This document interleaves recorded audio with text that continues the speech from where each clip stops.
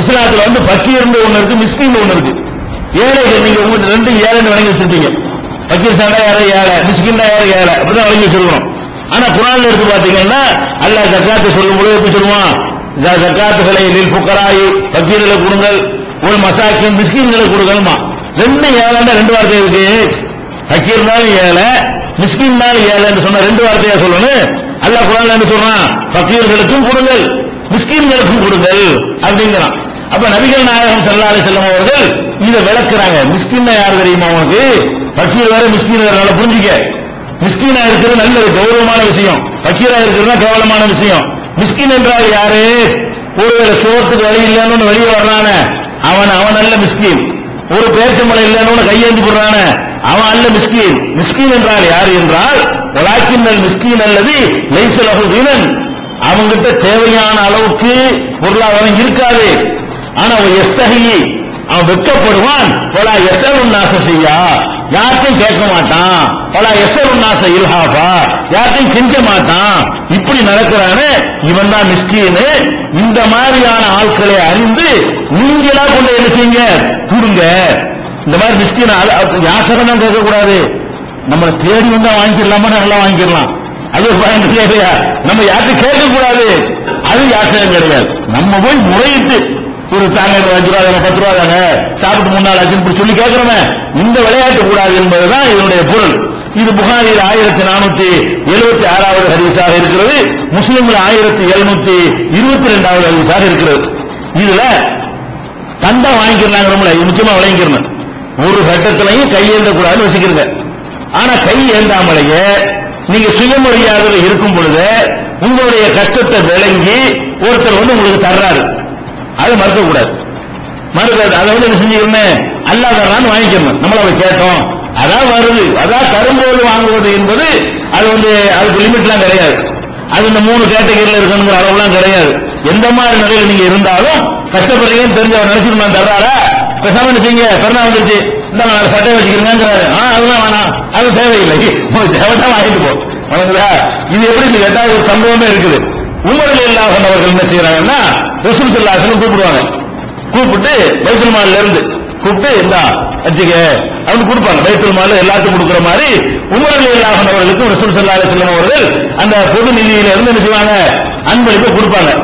அப்ப உமர் ரலியல்லாஹு அன்ஹு என்ன செய்வாங்கன்னா ஆத்திஹி மன்ஹு அக்பர் இலைஹி மின்னி, அல்லாஹ்வுடைய தூதரே என்னை விட எவ்வளவோ ஏழை பாடலாம் இருக்கு, எனக்கு தெரியுங்களே, நான் தான் ஓரளவுக்கு நடுத்தரமா ஓரளவுக்கு தண்ணீரை பெற்றவனா இருக்கிறேன், என்னை விட எவ்வளவோ ஏழைப்பாளைகள் இருக்காங்களே, என்னை விட அதிக தேவை உள்ளவங்க இருக்கிறாங்க இல்லையா, அவங்களுக்கு கொடுங்க.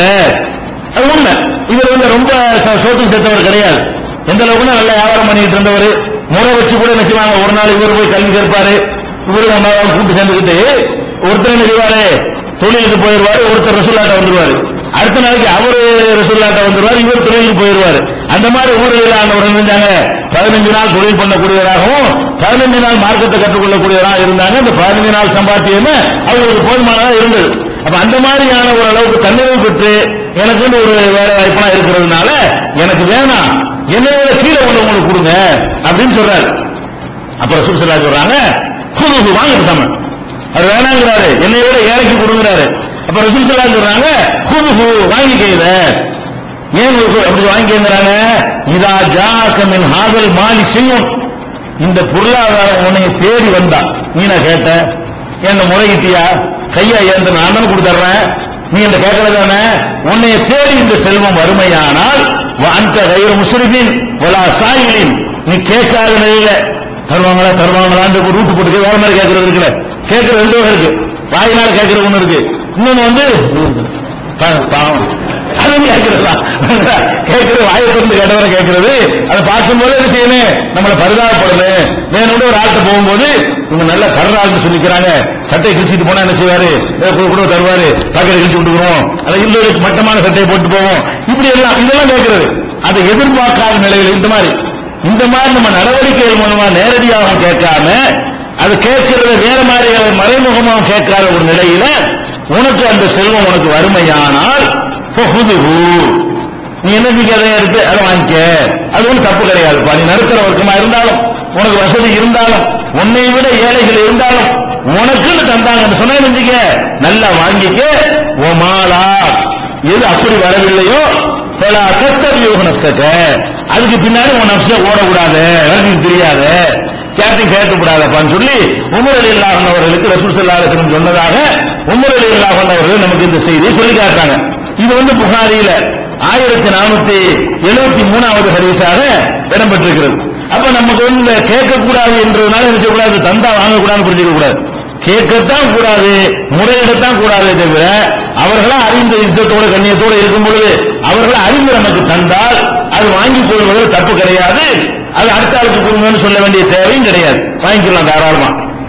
அதே மாதிரி இன்னொரு அறிவிப்புல ரசூல் ஸல்லல்லாஹு அலைஹி வஸல்லம் சொல்றாங்க, மன் பலகஹு மஅரூஃபுன் அன் அஹீஹி மின் கைரி மஸாலத்தின், கேட்காம அவருடைய சகோதரர் வழியாக ஒருத்தருக்கு ஒரு செல்வம் கிடைக்குமையானால் பல் யக்பலுஹு, அதை வாங்கி கொள்ளட்டும், வலா யருத்துஹு, அதை வேணாம் மறுத்து விட வேண்டாம்.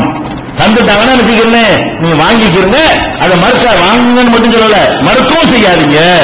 தர்றாங்களா அல்ஹம்துலில்லாஹ் வாங்கிக்கிறங்க. ஏன்னு கேட்டா இன்னமாக ஒரு ரிஸ்குன் சாத்தஹுல்லாஹு அஸ்ஸ வஜல்ல, இது அல்லாஹ் உனக்கு தர ரிஸ்குப்பா, அல்லாஹ் உனக்கு ரிஸ்கு தந்த அவன் தான் அர்த்தம் கிடையாது. அல்லாஹ் உனக்கு தரனாடி அந்த கல்புல போட்டு நீ கேட்காம இருந்த அவன் தான் தர்றான்னு அதை போட்டது யாரு?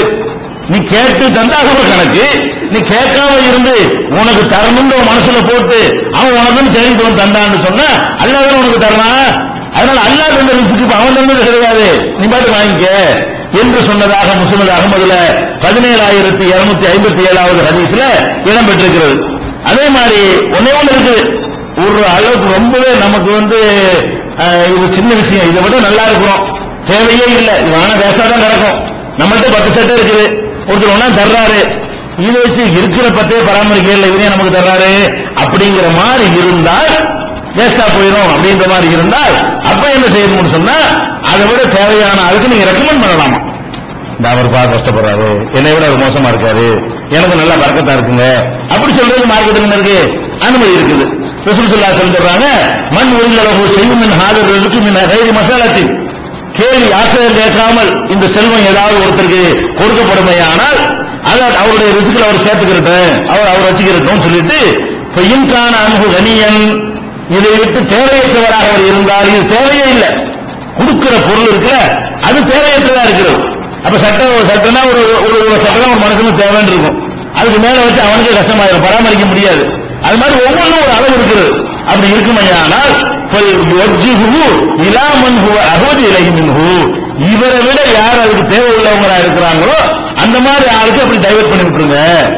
உங்களுக்கு அந்த கொடுக்கிற பொருள் அது தேவையற்றது நீங்க கருதினால் நீங்களே என்ன செய்யலாம், 10 சட்டை உள்ள ஆளுக்கு தரதை விட 2 சட்டை வச்சுக்கிற ஆளு கொடுக்கலாமே அப்படின்னு சொல்லி நீங்க என்ன செய்யுங்க, ஒரு அடையாளம் காட்டி விடுங்க என்று ரசூல் ஸல்லல்லாஹு அலைஹி வஸல்லம் சொன்னது. அதே முஸ்லிம் அஹ்மதுல 19726வது ஹதீஸ்ல இடம்பெற்றிருக்கிறது.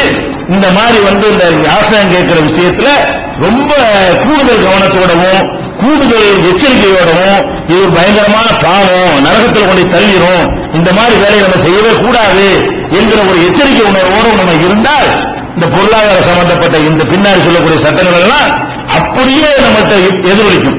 அது எதை செய்யக்கூடாது மார்க்கம் சொல்லுதோ டக்கு கடைபிடிக்க ஆரம்பிச்சிருவோம். இதுல சரியா இல்லைன்னா அதெல்லாம் ஒண்ணும் உதவாது, அதெல்லாம் ஆழமா பதியாது. அதுக்குதான் ரசூல் ஸல்லல்லாஹு அலைஹி வஸல்லம் இந்த மாதிரியான விஷயங்களை பீடிகையா போடுறாங்க.